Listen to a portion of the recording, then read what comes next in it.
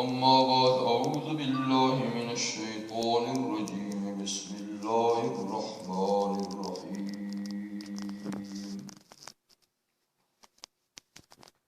ليشهدوا منافع لهم ويذكروا اسم الله على ما رزقهم من بهيمة الأنعام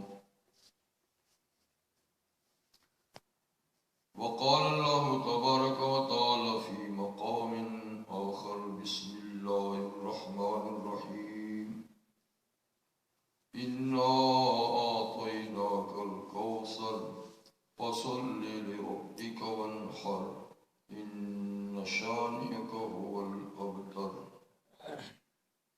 وقال الله تبارك وتعالى في مقام آخر بسم الله الرحمن الرحيم والفجر وليال عشر والشفع والوتر والليل إذا يسر صدق الله مولانا العظيم وصدق رسوله النبي الكريم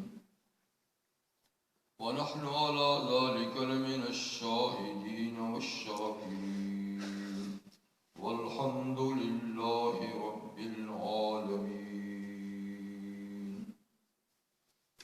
واجب الاحترام حضرات، میں نے قرآن حکیم کے چند مقامات سے آیات آپ کے سامنے تلاوت کی. آیات مبارکہ کا ترجمہ یہ ہے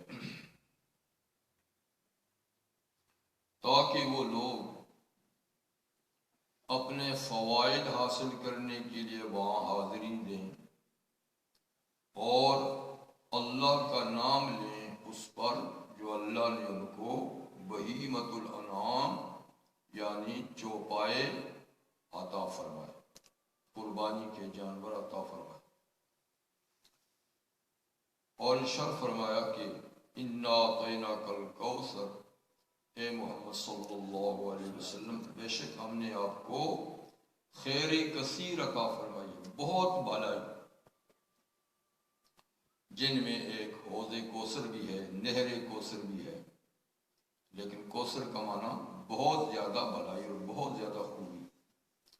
تو آپ اللہ کے لیے نماز پڑھیں، اپنے رب کے لیے نماز پڑھیں اور اونٹ کی قربانی کریں. بے شک آپ کے بدخواہ، آپ کا برا چاہنے والے، آپ کے مخالفین ہی وہ ہیں جن کی نسل آگے نہیں چلے گی، آپ کی نسل قیامت تک رہے گی.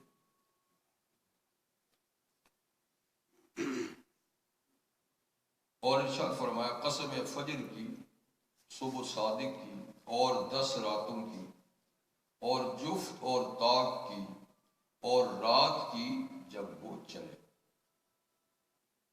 یہ آیات مبارکہ کا ترجمہ تھا، اس وقت تلاوت کی گئی. آج میرے خیال ہے پہلی تاریخ ہے، آج ذوالحجہ کے مہینے کی پہلی تاریخ. ذوالحجہ 4 عزت اور حرمت والے مہینوں میں سے ایک ہے. اس سے پہلا مہینہ بھی حرمت والا تھا ذوالقعدہ، یہ دوسرا ہے. اس کے بعد محرم تیسرا ہوگا، اور چوتھا الگ ہے رجب المرج. ذوالحجہ کو ذوالحجہ اس لیے بھی کہتے ہیں کہ اس میں زمانہ قدیم سے حج کی عبادت ہوتی چلی آئی ہے، اس لیے کہ حج کی عبادت اس وقت سے شروع ہوئی جب سے بیت اللہ کی تعمیر نو حضرت ابراہیم خلیل اللہ اسماعیل ذبیح اللہ کے ہاتھوں ہوئی. تو اس تعمیر کے مکمل ہوتے ہی اللہ تعالیٰ نے ابراہیم علیہ السلام سے کہا کہ اب آپ اعلان کر دیں لوگوں میں حج کا، اذن فی الناس بالحج. تو انہوں نے پہاڑ پہ چڑھ کے چاروں طرف منہ کر کے اعلان کیا کہ لوگوں میں نے اللہ کا گھر تعمیر کر دیا ہے، سو تم حج کے لیے آیا کرو. تو اس زمانے سے حج کی عبادت شروع ہے. جب تک انبیاء کرام کی تعلیمات تھیں تو صحیح حج ہوتا تھا، لیکن جب انبیاء کرام کی تعلیمات مٹ گئیں تو لوگوں نے حج میں خرافات شروع کر دیں. اور اپنے طریقے سے انہوں نے غلط کام بھی شروع کیے، لیکن بہر عبادت ہوتی رہی۔ تو حج کے اندر جو مختلف اعمال کیے جاتے ہیں، افعال کیے جاتے ہیں، ان میں آخر میں ایک عمل قربانی ہے۔ جو لوگ حج کی 3 قسموں میں سے 2 قسمیں کرتے ہیں، قران یا تمتع، ان کو ایک قربانی شکریہ کی ادا کرنی واجب ہوتی ہے۔ لیکن جو لوگ فقط حج کرتے ہیں افراد، ان پر قربانی واجب نہیں، لیکن نفلی قربانی بہرحال جو بھی چاہے اور جتنی چاہے کر سکتے ہیں۔ قربانی ایک ایسی عبادت ہے جو حج کے ساتھ مخصوص نہیں رکھی گئی، بلکہ اللہ تعالیٰ نے پوری امت مسلمہ پر یہ عبادت لازمی قرار دی ہے۔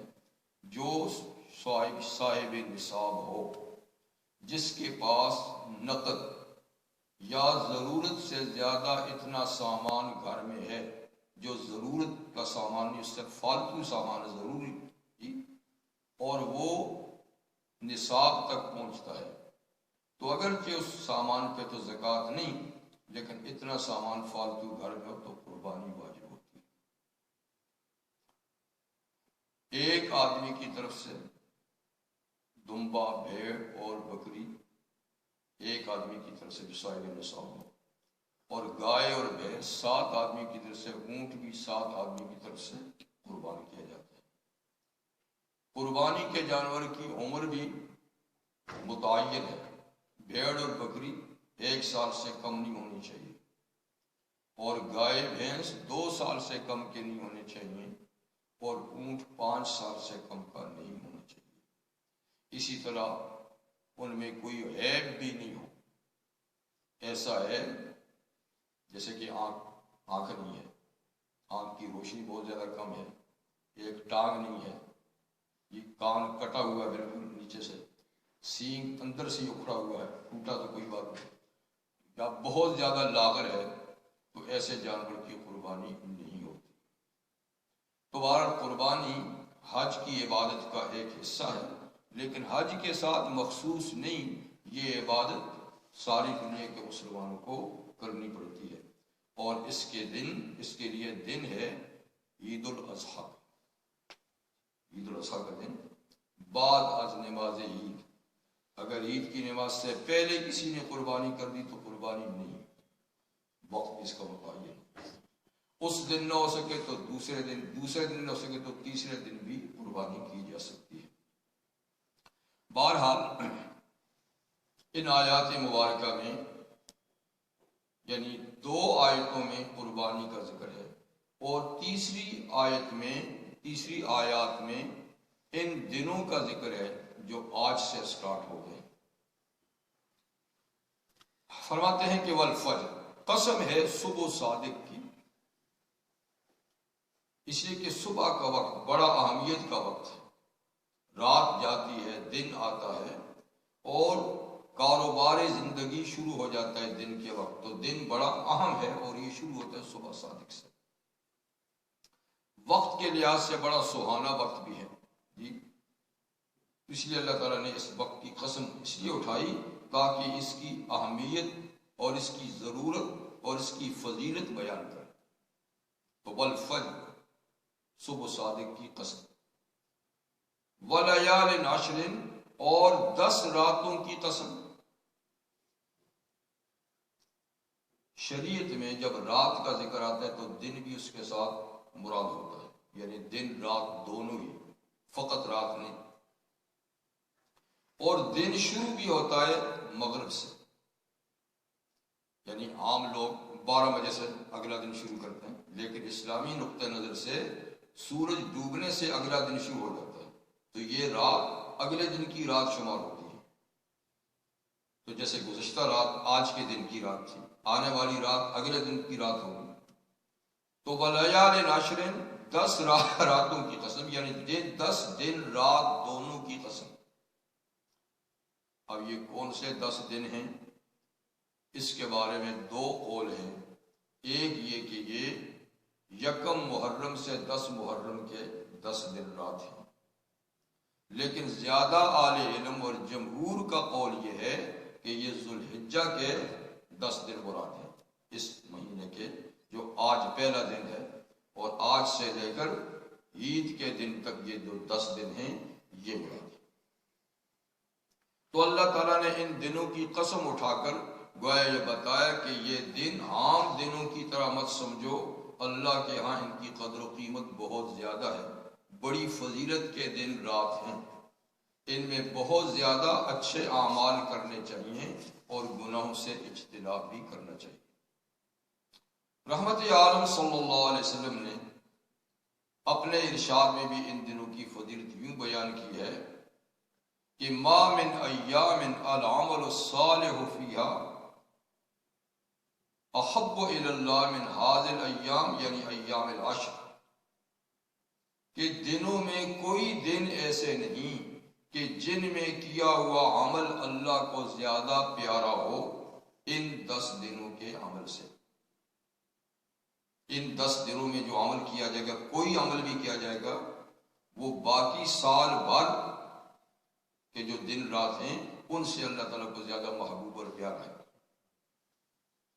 اس پر صحابہ کرام نے عرض کی کہ حضور، کیا اللہ کے راستے میں جہاد جیسا عمل بھی ان دنوں کے عمل کے مقابلے میں کم ہے؟ اس لیے کہ جہاد اسلام کا بہت چوٹی کا عمل ہے۔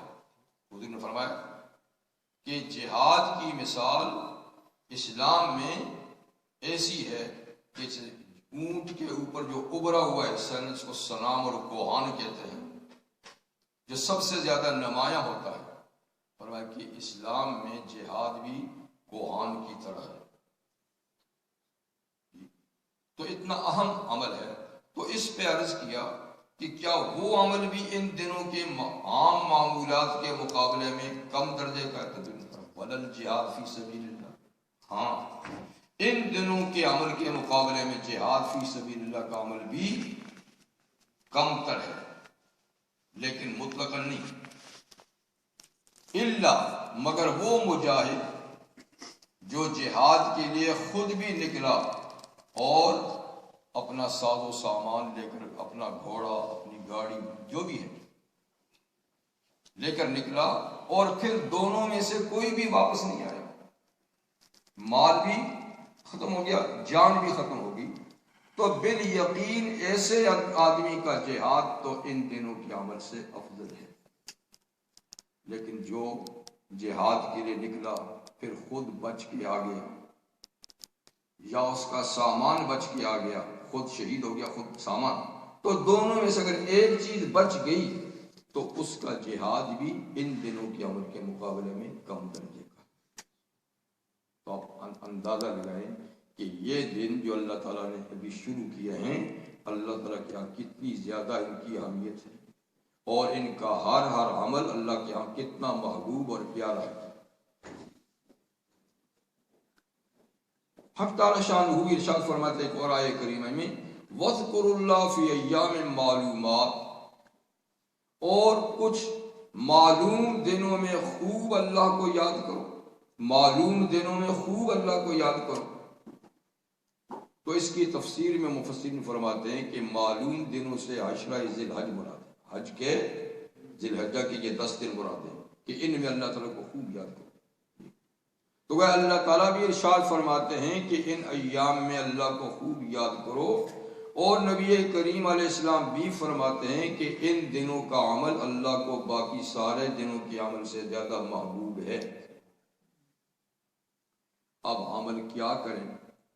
تو عبداللہ ابن عمر رضی اللہ عنہ فرماتے ہیں، فَأَكْثِرُوا فِيَ التَّكْبِيرَ وَالتَّهْلِيلَ وَالتَّحْمِيدَ، کہتے ہیں 3 کام بہت زیادہ کرو ان دنوں میں، ان 10 دنوں میں 3 کام بہت زیادہ کرو، تکبیر، تحمید اور تحلیل۔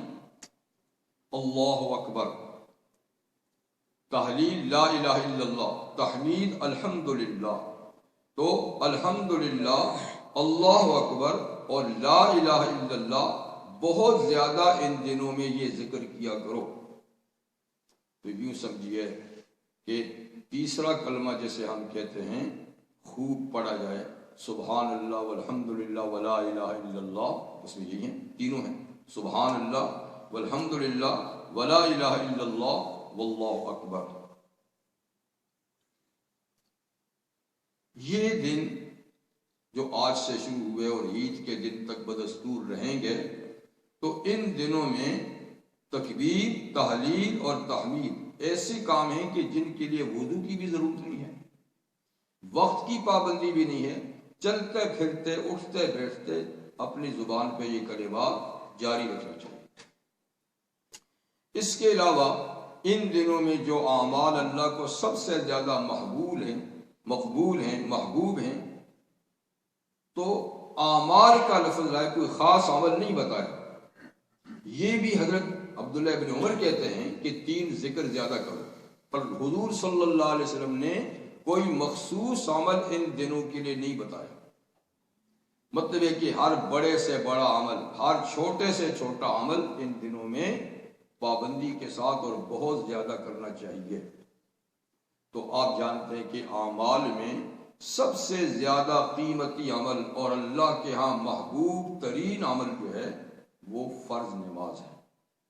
الصلاۃ عماد الدین، نماز دین کا ستون ہے جی۔ اور اگر کسی عمارت کے نیچے ستون نہ ہو تو عمارت نہیں ٹھہر سکتی۔ تو اس طرح فرمایا کہ ایمان کی عمارت، اسلام کی عمارت کا مرکزی ستون جو ہے وہ نماز ہے۔ اگر اس میں کمی کوتاہی ہوئی تو معاملہ ڈاواڈول ہے، کسی وقت بھی عمارت گر سکتی ہے۔ اس لیے سب سے زیادہ پابندی ان دنوں کے اندر نماز کی ہونی چاہیے۔ فرض نماز جو اللہ تعالیٰ نے مقرر کی ہے، وقت کی پابندی کے ساتھ، جماعت کے ساتھ، خشوع خضوع کے ساتھ نماز پڑھنا، یہ سب سے پہلا عمل ہے۔ حضرت ثوبان رضی اللہ تعالیٰ عنہ نبی کریم صلی اللہ علیہ وسلم کے آزاد کردہ غلام ہیں۔ وہ فرماتے ہیں کہ نبی کریم علیہ السلام نے فرمایا کہ علیک بکثرت السجود، اے ثوبان زیادہ سے زیادہ سجدے بجا لا۔ سجدے کا مطلب یہ ہے کہ خالی سجدے کرتا جا، یعنی نماز پڑھ۔ کثرت سجود کا معنی زیادہ سے زیادہ نمازیں پڑھ، اس لیے کہ اللہ نے ہر رکعت میں 2 سجدے رکھے ہیں، ایک رکوع، ایک قیام، 2 سجدے، اس لیے کہ سجدہ اللہ کے ہاں سب سے زیادہ بندے کو قریب بناتا ہے۔ تو فرمایا کہ علیک بکثرت السجود، یعنی تجھ پر زیادہ سے زیادہ سجدے، یعنی زیادہ سے زیادہ نمازیں پڑھنی لازم ہیں، اس لیے کہ جب تو اے ثوبان ایک سجدہ کرتا ہے تو ایک گناہ تیرا مٹتا ہے اور ایک درجہ اللہ کیا تیرا بڑھتا ہے۔ ہر سجدے پہ ایک گناہ مٹتا ہے اور ایک درجہ بلند ہوتا ہے۔ تو اس لیے خاص طور پہ یعنی کہ انہی دنوں میں، خاص طور پہ ان دنوں میں نماز کی پابندی بھی ضرور کرنی چاہیے، اور فرائض کے ساتھ نوافل بھی جس قدر اللہ تعالیٰ توفیق عطا فرمائے انجام دینے چاہیے۔ دوسرا عمل اعمال میں سے روزہ ہے، اس لیے کہ روزہ یہ بھی فرائض اسلام میں سے ہے، ارکان اسلام میں سے ہے۔ گو کہ فرض روزہ صرف رمضان المبارک کا ہے، لیکن نفلی روزے نبی کریم صلی اللہ علیہ وسلم بکثرت رکھا کرتے تھے۔ شعبان کا اکثر مہینہ آپ روزے رکھتے تھے۔ شوال کے 6 روزے آپ نے فرمایا کہ یہ تتمہ اور تکملہ ہیں رمضان کے روزوں کا، لیکن آپ ہر ہفتے بھی 2 دن روزہ رکھتے تھے، پیر اور جمعرات کا۔ اور حضور علیہ السلام ہر مہینے بھی 3 روزے رکھتے تھے، 13، 14، 15، مہینے کی 13، 14، 15 چاند کے حساب سے، اور اس کے علاوہ آگے پیچھے بھی بے شمار روزے رکھتے تھے۔ تو اس لیے روزہ دوسرے نمبر کی ایسی اہم ترین عبادت ہے کہ یہ اللہ اور بندے کے درمیان ایک سربستہ راز ہے، اور یہ عبادت اللہ قیامت کے دن کسی کے گناہ کے بدلے میں بھی نہیں دیں گے۔ یہ بچت ہی بچت ہے، سیونگ ہی سیونگ۔ تو جتنے زیادہ روزے ہوں گے اتنا اچھا۔ تو ان دنوں میں مناسب یہ ہے کہ 9 دن روزہ رکھا جائے۔ آج سے شروع کیا کیونکہ 10ویں دن تو عید ہے، تو عید کا روزہ نہیں تو 9 دن اگر کسی کو 9 دن روزے کی توفیق نہیں، موقع نہیں ہے، تو کم سے کم 8 اور 9 کا روزہ تو رکھ ہی لینا چاہیے۔ اور سمجھیں کہ 8 کا بھی کوئی نہیں رکھ سکتا تو 9 ذی الحج کا روزہ جو یوم عرفہ ہے، تو یوم عرفہ بہت اہم ترین دن ہے، اور اس ایک روزے کا ثواب یہ ہے کہ 2 سال کے صغیرہ گناہ اللہ ایک روزے سے معاف کرتے ہیں، 1 سال گزشتہ، 1 سال آئندہ۔ تو اتنا بڑا ثواب ایک روزے میں سوائے عرفہ کے روزے کو نہیں۔ لیکن یہ روزہ حجاج کے لیے نہیں ہے، غیر حاجیوں کے لیے، کیونکہ حضور صلی اللہ علیہ وسلم نے حج میں یہ روزہ نہیں رکھا تھا، لیکن اس کی فضیلت کی زیادہ ہے۔ تو دوسری چیز مطلب ہے کہ روزہ ہے۔ تیسری چیز زکوٰۃ ہے۔ اگر کسی نے زکوٰۃ ادا نہیں کی اب تک تو ان دنوں میں ادا کرے گا تو بہت بڑا ثواب ملے گا، اس لیے کہ یہاں ان دنوں کا عمل اللہ کو بہت زیادہ محبوب ہے۔ لیکن اگر کسی نے زکوٰۃ پہلے ادا کر دی ہے تو کچھ نہ کچھ صدقہ اور خیرات ان دنوں میں ادا کرے، کیونکہ یہاں کا صدقہ اور خیرات بھی اللہ تعالیٰ کے یہاں بہت زیادہ محبوب ہے۔ تو یہ تو بڑے اعمال ہوئے جی۔ اس کے علاوہ تلاوت ہے، ذکر و اذکار ہے، متعدد نیک کام ہیں، خدمت خلق کے کام ہیں۔ تو جو بھی نیکی کر سکتا ہے آدمی، اس نیکی کو ان دنوں میں انجام دے کہ اللہ کو زیادہ محبوب اور پیارے ہیں عبادت کے لحاظ سے۔ ان مبارک ایام میں جہاں نیکی کا ثواب بہت زیادہ ہے تو وہاں گناہ کی قباحت بھی بہت زیادہ ہوگی۔ جس جگہ میں نیکی کا ثواب زیادہ ہو، جس وقت میں نیکی کا ثواب زیادہ ہو، سمجھ لیجئے کہ وہاں گناہ کی قباحت بھی زیادہ ہے۔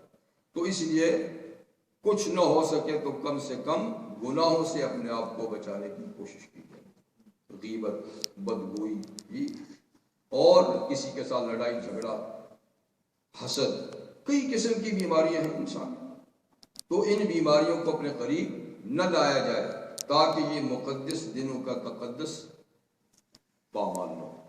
اور گناہ کی شناخت اور قباحت کی وجہ سے پھر اس کی عذاب کی شدت بھی بڑھ جاتی ہے۔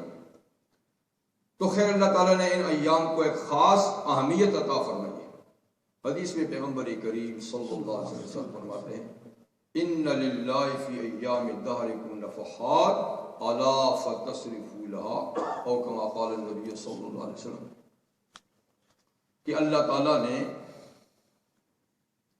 زمانے کے اوقات میں، زمانے کے دنوں میں کچھ ایسے دن، کچھ ایسے وقت مقرر کیے ہیں جس میں خاص رحمت کی ہوا چلتی ہے، خاص رحمت کی ہوا اللہ تعالیٰ چلاتے ہیں۔ تو فرمایا کہ ان ہواؤں کو اپنی طرف پھیرنے کی کوشش کرو، الا فتصرفوا لها۔ اگر اس خاص وقت کی رحمت کی ہوا چلے اور اس کو آپ نے اپنی طرف موڑ دیا تو آپ کا کام بن گیا، کام بن گیا۔ اسے فرمایا کہ ان دنوں کا خاص خیال رکھو جن کو اللہ تعالیٰ نے خاص اہمیت دی ہے، کہ ان میں کوئی گناہ نہ ہو اور ان میں زیادہ سے زیادہ نیکی کرو، تاکہ ہو سکتا ہے کہ انہی دنوں کے عمل نجات کا ذریعہ بن جائے۔ تو بہرحال ان ایام میں سے یہ 10 دن بھی ہیں، یہ 10 دن بھی ہیں۔ تو اللہ تعالیٰ نے کو بڑی اہمیت عطا فرمائی ہے۔ اللہ تعالیٰ عمل کی ہم سب کو اس میں توفیق عطا فرمائے، اور اللہ تعالیٰ نے گناہوں سے بچنے کی بھی توفیق عطا فرمائے۔ ان میں پھر 9 تاریخ جیسے میں عرض کیا کہ وہ بڑی اہمیت کی ہے۔ 9 تاریخ یوم عرفہ، بعض اہل علم کا قول ہے کہ یوم عرفہ سال بھر کے دنوں میں سب سے افضل ترین دن ہے۔ جیسے کہ ہفتے کے دنوں میں جمعے کا دن افضل ترین دن ہے، تو سال کے دنوں میں یوم عرفہ افضل ترین دن ہے، اس لیے کہ اس دن حج کا رکن اعظم وقوف عرفات ادا ہوتا ہے، اور اسی دن اللہ تعالیٰ کی طرف سے اعلان ہوتا ہے فرشتوں کے سامنے کہ فرشتوں دیکھو کھلے میدان میں میرے بندے بکھرے بالوں کے ساتھ اور گرد و غبار میں اٹے ہوئے، فقیرانہ لباس کے اندر، دھوپ کی تپش میں کھڑے مجھے پکار رہے ہیں اور ہاتھ اٹھائے مجھ سے دعا مانگ رہے ہیں، بھلا اس میدان میں کون سی چیز ان کو کھینچ کر لائی ہے؟ یہاں کون سی کشش ہے؟ آس پاس کے پہاڑوں میں خشک پہاڑ، خشک میدان، خاک اڑ رہی ہے، یہ پھر کیوں آئے دور دراز سے؟ فرمایا کہ یہ میرے عذاب کے خوف سے آئے ہیں اور میری نعمتوں کی طلب میں آئے ہیں، تم گوار ہو کہ میں نے سب کو بخش دیا ہے۔ جب یہ اعلان ہوتا ہے تو شیطان سر پیٹ کے رہ جاتا ہے، ہائے میری تو ساری سال کی محنت ضائع ہو گئی، ان میں سے کتنوں کو میں نے بہکایا، کتنوں سے میں نے گناہ کرائے، اچھا ان کی بخشش کا اعلان ہو گیا۔ تو حضور فرماتے ہیں سر پہ مٹی ڈالتا ہوا جتنا ذلیل اور خوار شیطان اس دن ہوتا ہے اتنا کسی دن نہیں ہوتا، اتنا کسی دن نہیں ہوتا۔ تو اس لیے فرمایا کہ یہ بڑا باعظمت دن ہے یوم عرفہ، بہت اس میں اللہ تعالیٰ خوب مغفرت کا اعلان فرماتے ہیں، اس لیے کہتے ہیں کہ یہ سب سے افضل ہے۔ لیکن دیگر روایات سے پتہ چلتا ہے کہ عید کا دن سال کے دنوں میں سب سے افضل ہے، عید الاضحیٰ، چھوٹی عید نہیں بڑی عید، یعنی یوم عرفہ کا بات کرتے ہیں، جس دن حج کمپلیٹ ہوتا ہے اور جس دن اللہ کے سامنے حجاج قربانی دیتے ہیں، تو وہ دن سال کے دنوں میں سب سے افضل ترین ہے۔ بہرحال یوم عرفہ ہے، یوم الاضحیٰ جو بھی ہے، یا آپ دونوں کو ہی ملا لیں تو یہ دو دن بڑی اہمیت کے حامل ہیں، بڑی اہمیت کے حامل ہیں۔ پھر اہل علم فرماتے ہیں کہ ان 10 دنوں کو جو اللہ نے سال بھر کے باقی دنوں پر فضیلت دی ہے تو وہ اس لیے دی ہے کہ جو کام ان 10 دنوں میں ہوتے ہیں وہ سال میں باقی کسی بھی 10 دن یا کسی دن میں نہیں ہوتے۔ وہ کیا؟ دیکھیے فرائض میں ایک فرض نماز، وہ تو ڈیلی بنیاد پہ ہم پڑھتے ہیں، دوسرا ہے روزہ، صرف رمضان کے مہینے میں رکھتے ہیں، تیسری ہے زکوٰۃ، اس کے لیے ٹائم مقرر نہیں ہے، ہر آدمی کا جب نصاب سال کو پہنچتے تو اس کو زکوٰۃ دینی ہوتی ہے، مختلف اوقات ہیں اس میں جی۔ لیکن حج اس کا صرف یہی مہینہ ہے، اس کا یہی مہینہ، اور اس مہینے کی 10 تاریخ 8 سے لے کر 8، 9، 10 جی، اور اس کے ساتھ مل کر 11، 12 بھی ہیں، یہ 5 دن جو ہیں ان میں حج ادا ہوتا ہے، باقی سال میں کبھی ادا نہیں ہوتا۔ تو کیا ان 5 دنوں میں ہم نماز نہیں پڑھتے؟ پڑھتے ہیں۔ ان 5 دنوں میں 8 اور 9 کا روزہ بھی ہے، اگرچہ 10، 11، 12 کا روزہ نہیں ہے، 8، 9 کا روزہ بھی ہے، تو روزہ بھی ہو گیا، نماز بھی ہوگی، ٹھیک ہے۔ کسی نے زکوٰۃ نہیں دی تو ان دنوں میں زکوٰۃ کس کو دینی ہے، اور حج بھی ہے۔ تو گویا اسلام کے چاروں ارکان اس عشرے میں ادا ہوتے ہیں، چاروں ارکان، یہ خصوصیت باقی کسی کو حاصل نہیں ہے۔ تو اس لیے اللہ تعالیٰ نے ان 10 دنوں کو باقی سارے ایام پر فضیلت عطا فرمائی کہ یہ ارکان اسلام میں سے چاروں رکنوں کی ادائیگی کا عشرہ ہے، باقی کسی عشرے میں چاروں رکن ادا نہیں ہوتے، 2 ہوں گے، 3 ہوں گے، 1 ہوگا، لیکن 4 نہیں ہوں گے۔ دوسری وجہ علامہ ابن رجب حنبلی رحمہ اللہ نے لکھی ہے کہ فطرتاً اللہ تعالیٰ نے اپنے بندوں کے دل میں اپنے گھر کی کشش رکھی ہے، اپنے بندوں کے دل میں اپنے گھر بیت اللہ کی محبت، اس کی طرف کشش رکھی۔ ہر مومن بندہ چاہے کتنا گناہ گار کیوں نہ ہو، وہ ضرور دل سے چاہتا ہے کہ وہ اللہ کے گھر کی زیارت کرے، ضرور چاہتے ہیں، لیکن ہر ایک کو جانا میسر نہیں ہوتا، مالی مشکلات بھی ہوتی ہیں، جسمانی طور پہ بھی آدمی کمزور ہوتا ہے، بیمار ہوتا ہے جی، کچھ حکومتی رکاوٹیں بھی ہوتی ہیں، تو کئی وجوہات ہیں کہ جس کی وجہ سے ہر آدمی دل میں تڑپنے کے باوجود جانے پہ قدرت نہیں رکھتا، اور اللہ اپنے بندوں کو محروم بھی نہیں کرنا چاہتا ہے۔ کہ جو جا سکتے ہیں سو جائیں، لیکن جو جا نہیں سکتے تو اللہ نے ان 10 دنوں میں اتنی برکت رکھ دی ہے، ان کے اعمال میں اتنی برکت رکھ دی ہے کہ جو نہیں جا سکتے اللہ نے یہ دن ان کے لیے مبارک بنا دیا کہ تم وہاں نہیں جا سکتے تو یہاں کر لو۔ تمہارے لیے یہ 10 دن اتنی برکت والے رکھے ہیں کہ ان کی عمل ہم نے سارے سال کے عملوں سے زیادہ قیمتی بنا دی ہیں، تو چلو نہیں جا سکتے تو یہ تو کرو۔ تو اس لیے فرمایا کہ ان 10 دنوں کو اللہ تعالیٰ نے باقی ایام سال میں فضیلت عطا فرمائی ہے، تاکہ وہ محروم لوگ جو کسی وجہ سے نہیں جا سکتے وہ گھر میں بیٹھے بیٹھے وہ ثواب حاصل کر لیں۔ یہی وجہ ہے کہ حج کا خلاصہ ہے قربانی۔ حج کا خلاصہ کیا ہے؟ قربانی۔ اور قربانی کیا ہے؟ سنت ابیکم ابراہیم۔ کیونکہ صحابہ نے پوچھا تھا کہ حضور یہ ہم جو جانور ذبح کرتے ہیں ان کی حقیقت کیا ہے، اس کا پس منظر کیا ہے؟ آپ نے فرمایا سنت ابیکم ابراہیم، یہ تمہارے باپ ابراہیم علیہ السلام کی سنت ہے۔ اچھا، ابراہیم ہمارے باپ کیسے ہوئے؟ یہ بھی ایک سوال ہے کہ ابراہیم ہمارے باپ کیسے ہوئے؟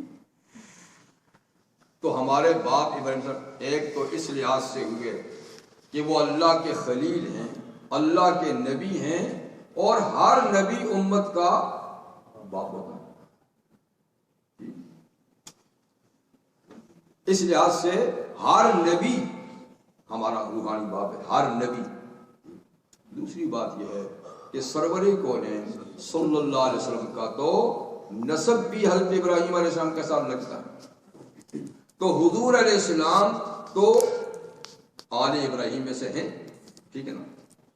اور نبی کریم علیہ السلام کے بارے میں اللہ تعالیٰ نے فرمایا کہ وہ ازواجہ امہاتہم، نبی کی بیویاں اے مسلمانوں تمہاری مائیں ہیں۔ یہ تو قرآن میں ہے کہ حضور کی بیویاں ہماری، تو حضور کیا ہوئے؟ حضور کیا ہوئے؟ باپ ہوئے۔ تو اس لحاظ سے بھی کہ ہر نبی امت کا باپ ہے، اور اس لحاظ سے بھی کہ اللہ نے فرمایا ہے کہ ان کی بیویاں تمہاری مائیں ہیں، تو سوال پیدا ہوتا ہے کہ وہ ہمارے باپ ہیں۔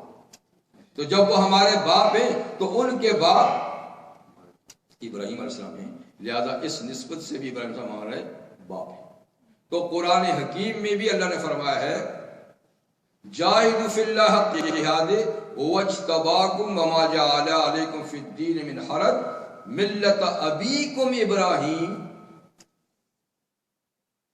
کہ یہ اسلام تمہارے باپ ابراہیم علیہ السلام کی ملت ہے۔ اللہ بھی کہتے ہیں کہ ابراہیم تمہارے باپ ہے، کہ یہ اسلام تمہارے باپ ابراہیم کی ملت ہے۔ اور حضور نے بھی فرمایا کہ سنت ابیکم ابراہیم، قربانی تمہارے باپ ابراہیم کی سنت ہے۔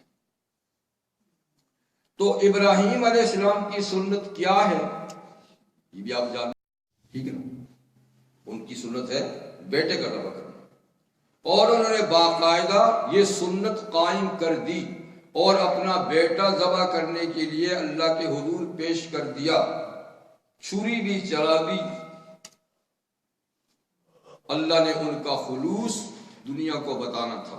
اللہ کو تو پتا تھا کتنا خلوص ہے میرے خلیل میں، لیکن دنیا کو بتانا تھا کہ کتنا خلوص ہے ابراہیم میں، جن کو میں نے خلیل بنایا ہے، کہ وہ میرے نام پہ اولاد کو قربان کرنے سے بھی دریغ نہیں کرتا۔ لیکن اللہ کو بیٹا ذبح کرنا مقصود نہیں تھا، صرف ان کا خلوص ہمیں بتانا تھا۔ بیٹے کی جگہ اللہ تعالیٰ نے جنت سے ایک دمبا بھیج دیا، جبریل لے کر آیا۔ پتہ ہے وہ دمبا کون سا تھا؟ کہتے ہیں کہ یہ دنیائے انسانیت میں جو سب سے پہلے قربانی ہوئی تھی اور اللہ نے اسے قبول کیا تھا، یہ وہی قربانی کا دمبا تھا۔ آپ جانتے کہ دنیائے انسانیت میں پہلی قربانی کون سی ہوئی تھی؟ جی، آدم علیہ السلام کے 2 بیٹوں سے سٹارٹ ہوئی نا قربانی۔ جی کہ نبی صلی اللہ علیہ وسلم آپ ان کی پر آدم کے 2 بیٹوں کا قصہ ٹھیک ٹھیک بیان کریے. اذ قربا قربانا، جب دونوں بیٹوں نے قربانیاں پیش کی، فتقبل من احدہما ولم يتقبل من الاخر، تو ایک بیٹے کی قربانی اللہ نے قبول کی جو حق پر تھا، اور دوسرے کی قربانی اللہ نے رد کر دی جو حق پر نہ تھا. تو جس نے قربانی پیش کی اور جو حق پر تھا، اس نے قربانی کس کی پیش کی تھی؟ جانور کی، یعنی دمبا. اس لیے کہ وہ بھیڑ بکریاں پالتا تھا، ریوڑ تھا اس کا، تو اس نے اللہ کے نام پر چن کر بہترین جو جانور تھا نا وہ قربانی کے لیے پیش کیا. دوسرا ویسے بھی ناحق پر تھا، قابیل، اس کا مطالبہ ناجائز تھا. پھر جب قربانی کا کہا، اس نے قربانی بھی بالکل بیکار سی پیش کی. وہ کھیتی باڑی کرتا تھا جی، تو اس نے وہ اناج جو گلا سڑا اور ناکارہ تھا وہ قربانی میں نکالا. تو حق پر بھی نہیں تھا، اور پھر یہ کہ اللہ کے لیے جو قربانی پیش کی وہ بھی ناکارہ. تو اللہ نے حق والے کی اچھی قربانی قبول کر لی اور اس کی مسترد کر دی. خیر جو قصہ ہوا اس کو چھوڑ دو. کہتے ہیں یہ اس زمانے میں قربانی ذبح نہیں کی جاتی تھی، اور لوگ گوشت تقسیم کر کے کھاتے نہیں تھے. قربانی کا قانون ان زمانوں میں یہ تھا کہ اپنا جانور یا اپنا مال ایک میدان میں لے جا کر چھوڑ دیتے تھے کہ یا اللہ یہ آپ کی نظر ہے، یہ آپ کی قربانی. اگر اللہ کو منظور ہوتی تو آسمان سے ایک آگ آ کر اس کو جلا ڈالتی تھی، غائب ہو جاتی تھی. جس کی قربانی قبول نہیں تھی تو وہ پڑی رہتی تھی. تو اس کی قربانی قبول ہوئی، کہتے اسی مینڈے کو اللہ نے اٹھا کر جنت میں بھیج دی. وہ ابراہیم علیہ السلام کے زمانے تک وہیں جنت میں چرتا رہا، اور جب اسماعیل السلام کی قربانی انہوں نے پیش کی تو اللہ نے اسماعیل السلام کے بدلے میں اسی جانور کو بھیجا. تو وہ جبریل امین لے کر آئے اور فرمایا کہ بیٹے کی جگہ یہ قربانی کر دو. اور اللہ نے اس قربانی کا بذبح عظیم، وہ بڑی عظیم الشان قربانی تھی، ایک مقبول قربانی تھی، اور ایک بہت بڑی انسان کے بدلے میں اس کو بھیجا تو وہ ذبح عظیم تھی. تو یہ قربانی جو ہم کرتے ہیں تو سنت ابراہیم ہے. اور سنت ابراہیم کیا ہے؟ بیٹے کی قربانی. چونکہ بیٹے کی قربانی کے بدلے میں، انسانی قربانی کے بدلے میں اللہ نے جانور کو مقرر کیا، تو اب قربانی تو ہوگی جانور کی، لیکن ثواب ہوگا انسانی قربانی کا. ثواب ہوگا انسانی قربانی.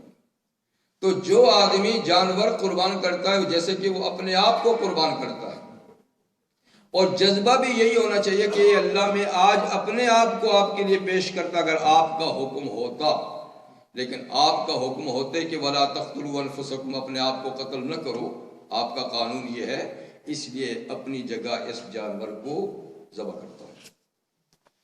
تو یہ شریعت کا اصول ہے کہ جس چیز کو اللہ کسی چیز کا بدلہ مقرر کریں تو ثواب اصل کا دیتے ہیں، ثواب اصل کا دیتے ہیں.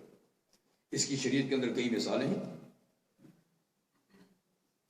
پانی نہ ملے تو کیا کرتے ہیں؟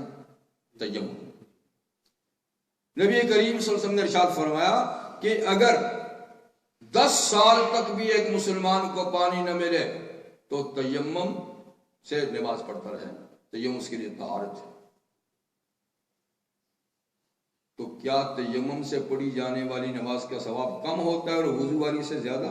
اس کا زیادہ ہوگا کہ برابر ہوگا؟ برابر ہوگا، برابر ہوگا. اس لیے کہ پانی کے قائم مقام اس کو بطور طہارت اللہ نے خود مقرر کیا ہے. تو جب تک پانی نہیں، تیمم سے نماز کا بھی اتنا ہی ثواب ہے جتنا کہ پانی کی طہارت کا ثواب ہے. اسی طریقے سے شریعت نے اجازت دی ہے کہ آپ نے اگر چرمی موزہ یا موٹی جراب پہنی ہوئی ہے تو اس پہ آپ مسح کر سکتے ہیں. چرمی موزہ یا موٹی جراب، جس میں بغیر باندھے کھڑی ہو سکے اور 3-4 میل آپ چل بھی سکے جوتے کے بغیر، کیونکہ شریعت نے موزے پہ مسح کو جائز قرار دیا ہے۔ تو ایک آدمی پاؤں دھو کر نماز پڑھتا ہے اور ایک موزے پہ مسح کر کے، تو دونوں کی نماز میں ثواب میں کوئی کمی بیشی ہے؟ نہیں ہے۔ اس لیے کہ دھونے کے بدلے میں مسح شریعت نے دیا ہے، اس کا بدل مقرر کیا ہے، تو بدل کا ثواب وہی ہے جو اصل کا ہے۔ ٹھیک ہے، اس کی اور کئی بے شمار مثالیں ہیں۔ اب فرض کریں کہ کوئی آدمی عمرے کے لیے جاتا ہے، حج کے لیے جاتا ہے، اور حج سے پہلے وہ عمرہ کرتا ہے، اور عمرہ کر کے احرام کھولتا ہے، تو احرام کھلتا کس چیز سے ہے؟ سر منڈوانے سے۔ احرام کھلتا ہے سر منڈوانے سے، تو عمرہ پورا ہونے کے بعد جا کر سر منڈوائے گا تو احرام کھل جائے گا۔ اب فرض کریں کہ دوسرے یا تیسرے دن اس نے اب حج کا احرام باندھا، تو 2-3 دن کے بعد اب حج کا احرام کھولنا ہے، تو اب کیا کرے گا؟ اب بال تو ہے نہیں، 2 دن پہلے تو اس نے منڈوائے، اور احرام کھولتا ہے، تو فرماتے ہیں اہل علم کہ یوں ہی اس طرح اپنے سر پہ پھیر دے، یوں ہی اس طرح خالی سر پہ پھیر دے، تو اس کو سر منڈوانے کا ثواب مل جائے گا، سر منڈوانے کا ثواب مل جائے گا، اور اس کا احرام کھلا۔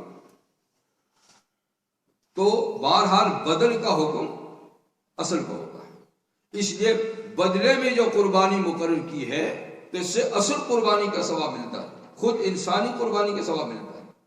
اسی طرح ایک فقہی جزیہ ہے، فقہی مسئلہ ہے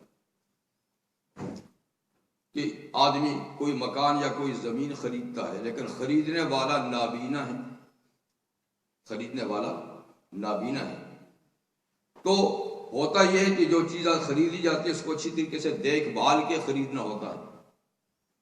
اب خریدار نابینا ہے تو وہ کیسے دیکھے گا کہ یہ مکان کیسا ہے، یہ جگہ زمین کیسی ہے، یا یہ چیز کیسی ہے جس کو میں خرید رہا ہوں؟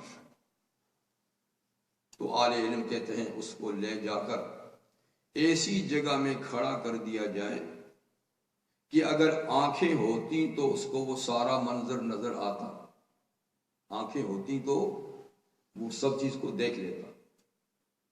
تو ایسی جگہ میں اس کو کھڑا کر دو تو اس کا نہ دیکھنا دیکھنے کے قائم مقام ہو جائے گا، جیسے اس نے دیکھا۔ تو یہ بھی بدل ہے، یہ بھی ایک اصل کا بدل ہے۔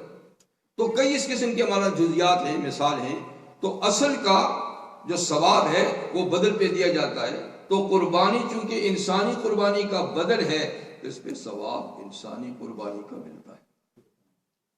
اسی لیے رحمت عالم صلی اللہ علیہ وسلم نے ارشاد فرمایا کہ عید الاضحیٰ کے دن، عید القربانی کی عید کے دن اللہ کے ہاں سب سے محبوب ترین عمل جانور کا خون بہانا ہے، یعنی قربانی کرنا۔